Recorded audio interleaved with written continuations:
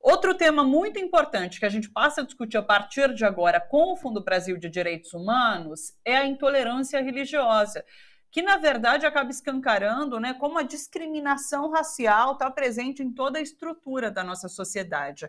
Bom, olha só, nos últimos anos, o número de denúncias de agressões a povos de terreiros mais que duplicou. Dados do Ministério da Mulher, Família e Direitos Humanos apontaram 645 registros de violações da liberdade de crença e religião no Brasil entre janeiro e dezembro de 2021, no ano todo inteiro passado, né? E a maior parcela desses ataques, desses registros, relacionada a religiões de matriz africana. Estima-se ainda que a cada 15 horas aconteceu um crime de violência e preconceito religioso contra povos de terreiros, a cada 15 horas. Bom, sobre esse assunto a gente passa a discutir agora com a coletiva Aroeira de Povos de Terreiro, que surgiu a partir de inquietações de jovens negros que acompanhavam essas violências enfrentadas pelas populações de terreiros na Paraíba. A gente está recebendo a Cel Mendonça, que é presidente da coletiva, e o Júnior Eustáquio, que é do setor financeiro, também faz parte da coletiva. A coletiva, inclusive, recebe apoio do Fundo Brasil de Direitos Humanos e, representando o fundo, está aqui com a gente a Maiana Nunes. Cel, Júnior, Maiana, sejam todos bem-vindos, um prazer recebê-los por aqui. E já vou começar com a Cel, pedindo para ela contar um pouquinho para a gente. Porque quando a gente fala sobre esses ataques às religiões, inclusive de matriz africana, a gente costuma chamar isso de racismo religioso e não apenas de intolerância religiosa, né? Explica para a gente, Cel, seja bem-vinda. Obrigada. Então, quando a gente se remete, né, às violências e às violações de direitos dos povos de terreiro, e a gente fala de racismo religioso, a gente se refere ao racismo entendendo o racismo como uma estrutura e o racismo religioso como sendo uma parte dessa estrutura, né? Uma manifestação do racismo. E por que não intolerância religiosa? A intolerância religiosa ela existe e ao longo dos anos, né, na nossa história, na história da humanidade, a gente viu muitas barbáries acontecer por causa da intolerância religiosa, de fato, e violações da liberdade de crença, enfim. Mas quando a gente passa para a realidade dos povos de terreiro, o que a gente encara é o racismo religioso, porque, assim, partindo do que Flor do Nascimento e também o professor Sidney Nogueira, né, o pai Sidney de Xangô, eles conseguem textualizar perfeitamente, né, que é o que se viola, né, dentro dos terreiros. Por que se viola? Porque é de matriz indígena, de matriz africana, né? Então a gente faz essa compreensão de que se torna racismo religioso justamente pela base, né, que endossa as nossas crenças, porque é isso, é parte dessa cosmovisão indígena e africana, né? E é isso. Ô, Cel, deixa eu continuar com você. Aliás, eu citei esses números, né, de casos de violência e vou trazer dois exemplos agora recentes. No começo desse mês, a gente teve em Ribeirão das Neves, Belo Horizonte, o caso de uma adolescente que acabou ficando num abrigo por 40 dias porque a escola acionou o conselho tutelar e denunciou a mãe porque ela iniciou a filha no candomblé. Esse é um exemplo. Depois, no dia 12 de julho, super recente agora, a governadora do Piauí, a Regina Souza, foi alvo de racismo religioso em um grupo de WhatsApp com 250 advogados. Ela foi chamada de tia da macumba por um dos integrantes. E esse caso ocorreu após justamente a governadora sancionar o Dia dos Sacerdotes e Sacerdotisas de Religiões de Matrizes Africanas. Na sua avaliação, Cel, você falou agora, né, sobre essa estrutura que movimenta, de fato, esses casos, né? Você vê que houve um acirramento, houve um aprofundamento dessa situação de violência, as pessoas estão rejeitando mais, talvez, esse tipo de crença? Como que você vê esse momento que a gente vive atualmente? Ou é algo que sempre existiu e os casos estão vindo à tona e sendo discutidos e isso é muito importante? Conta pra gente.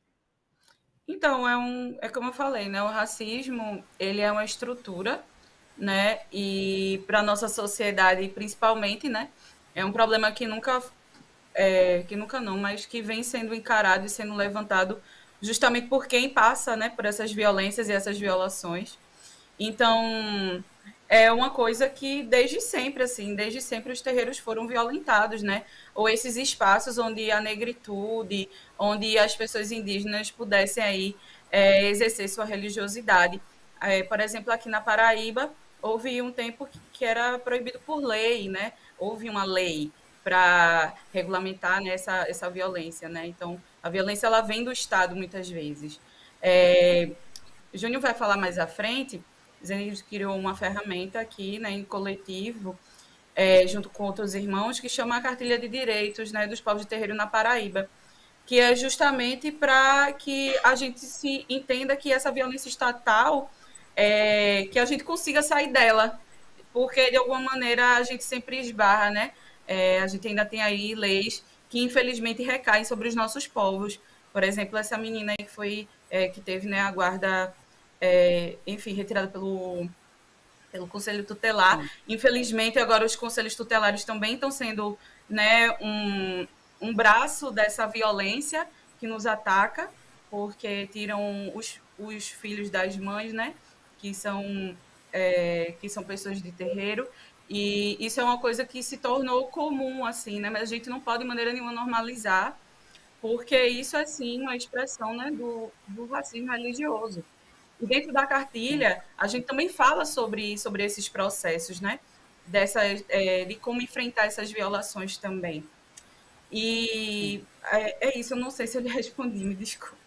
Sim, sim, E você trouxe esse fato importante, né? O Conselho Tutelar, na última eleição, se eu não me engano foi há 2 anos, o Conselho foi um órgão de disputa, né? Entre, inclusive, religiosos, né? Teve um avanço muito grande de conservadores, de evangélicos, principalmente, para ocupar o conselho, para ocupar esse órgão, e enfim, daí a gente tem como resultado uma medida como essa, né? Falta de entendimento, de fato, para além de todas essas problemáticas que você coloca.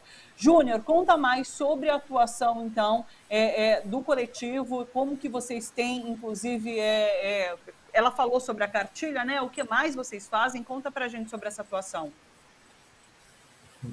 Então, boa tarde, Thalita, boa tarde, Maiana, boa tarde, Céu. A coletiva, né, ela surgiu dessas inquietações, né, que você mencionou no início, e aí a gente deu início praticamente a partir do incentivo do Fundo Brasil de Direitos Humanos, né? Então foi a partir daí que a gente começou a caminhar de fato com nossas atividades, né? As atividades elas acontecem em sua maioria de forma online, né? A gente busca também as comunidades, estamos em contato com as comunidades, né? Com as nossas comunidades e com as comunidades dos nossos irmãos de axé, né? De amigos, de pessoas que a gente conhece. E aí a gente vem fomentando o debate a respeito de saúde do povo de terreiro, a respeito dos direitos que temos, que garantimos, que temos garantidos para a gente, por mais que esses direitos eles sejam muitas vezes escondidos, né, da nossa população. A gente vem falando também, produzindo material sobre crianças e adolescentes, né, entendendo também que esses materiais didáticos, né, eles vão trabalhar essa base, né, do respeito, da tolerância, né, para que essas crianças e adolescentes eles não reproduzam, né, racismo religioso, para que seja amenizado também, né, nos ambientes escolares, ambientes onde essas crianças e adolescentes frequentam, né? E a coletiva Aroeira é mais um ponto, né, dentro de muitos outros movimentos que a gente já tem, né, que são movimentos que são relacionados ou não a alguma casa diretamente, né, a algum terreiro. E a gente vem propondo esses espaços de diálogo, a gente vem propondo esses espaços de formação, sempre tentando garantir a presença de profissionais da área jurídica, por exemplo, para falar sobre os nossos direitos, para que a gente tenha um embasamento, tenha uma fundamentação com quem entende, né?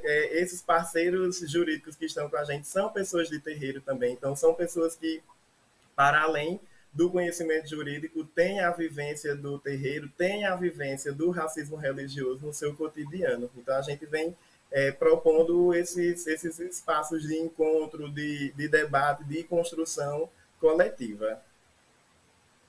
Ô, Júnior, sabe que recentemente eu entrevistei um pessoal da evangélicos progressistas, né? E eles têm discutido, me disseram como eles têm se articulado, inclusive para fazer ocupação política também, né? Eu comecei ali o programa dando essa notícia sobre a articulação dos CACs, né? Que são essas pessoas pró-armas que se articulam, estão se articulando, não só no Congresso, nos estados, por conta de uma legislação ali a favor das armas. Como que se dá essa discussão entre os povos de terreiros? Existe uma articulação para, de repente, ocupar, de alguma forma, criar uma bancada política para discutir legislação referente, para discutir esses casos de racismo? Existe esse tipo de debate? Hoje a gente vê um número mais crescente de pessoas de terreiro, porque, assim, na verdade, a gente não consegue afirmar com veemência que essas pessoas nunca estiveram na política, porque muitas vezes figuras públicas são de terreiro, mas as pessoas elas escondem isso, né? Elas são silenciadas, na verdade. Elas não se sentem à vontade de falar sobre sua fé, né? Então, você vê um ato de uma política que sanciona, né, uma lei, um decreto, né, que faz menção aos Yaorixás, aos Babalorixás, essa pessoa é atacada. Talvez essa pessoa nem seja de terreiro, né, mas porque ela viabilizou, né, essa visibilidade dos povos de terreiro, ela é atacada. Né, mas a gente vê, sim, tipo, aqui na Paraíba a gente tem um movimento, né, tipo, das micropolíticas, que são os conselhos municipais de defesa da criança e do adolescente, por exemplo, né, os fóruns que são deliberativos dentro do município, do estado. A gente vê povos de terreiro atuante, e eu acredito que é uma pauta que vem sendo discutida, né, a nível nacional, assim, cada movimento dentro do seu espaço, né, porque eu acredito que parte muito disso, né, a gente passa por uma boiada de opressão, né, que a gente tem que se organizar ainda no micro, né, dentro dos nossos municípios, dentro das nossas regiões, para que a gente expanda, né, que a gente consiga expandir isso. É uma coisa que eu sempre falo nos nossos encontros, né, que os povos de terreiro precisam de um movimento unificado, um movimento nacional, para que a gente ganhe força. Né? A gente teve ganhos, né, a questão do sacrifício animal, né, dentro do culto de religiões afro-ameríndias, né? Passamos por essa discussão há um tempo atrás, então tipo, são coisas que vão sendo movimentadas, né? São participações, sim, de povos de terreiro dentro da política, a gente não pode excluir isso, né? Essa participação, ela existe, né? E muitas vezes essas participações elas vão existindo nesse fomento popular mesmo, né? Na decisão do povo, né, que reflete na construção de política pública, que reflete na construção de leis, de reforma de leis, reformas constitucionais. Né? Então, os povos de terreiro, eles estão, a gente está conseguindo sim. Não vou dizer que é um avanço muito grande, até porque, né, a gente tem uma hegemonia muito grande, né, da bancada cristã, da bancada evangélica principalmente, né, assim, muito presente. Então, a gente tem feito esses enfrentamentos, né, e torcendo para que essas pessoas elas cresçam na política. Perfeito. Maiana, conta pra gente como o Fundo Brasil atua para auxiliar esses movimentos de base, né, que lutam contra a intolerância religiosa, o racismo religioso. Conta pra gente. Boa tarde, Thalita. Então, a Coletiva Aroeira de Povos é um dos nossos grupos apoiados no edital Resistência, que é o edital que o Fundo Brasil lançou no ano de 2020, teve um apoio durante o ano de 2021, e o foco desse edital era o de apoiar iniciativas de enfrentamento ao retrocesso no campo dos direitos humanos. E como a gente está discutindo agora, nesse momento, a gente sabe que as casas de matriz africana são um dos principais alvos de retrocessos nos direitos humanos, né? São um dos principais alvos de ataques, de violência, de racismo religioso. E a gente teve um conjunto de organizações contempladas em diversas temáticas nesse edital, como a defesa dos direitos da população LGBTQIAP+, as populações indígenas e tradicionais, mulheres e o enfrentamento ao racismo. E ao longo da trajetória do Fundo Brasil, que é uma trajetória de 15 anos, nós sempre buscamos apoiar, né, o enfrentamento ao racismo religioso. A partir de 2018, a gente lançou um edital específico na temática do enfrentamento ao racismo, o edital Enfrentando o Racismo a partir da Base, que é um edital que já contemplou na sua primeira edição organizações e movimentos desse campo, do campo das religiões de matriz africana. Em 2020, a gente teve a segunda edição e agora, em 2022, a gente está aí no processo de seleção dos próximos apoiados e, com certeza, nesse processo a gente também vai contemplar casas, terreiros, organizações que estão no enfrentamento ao racismo religioso.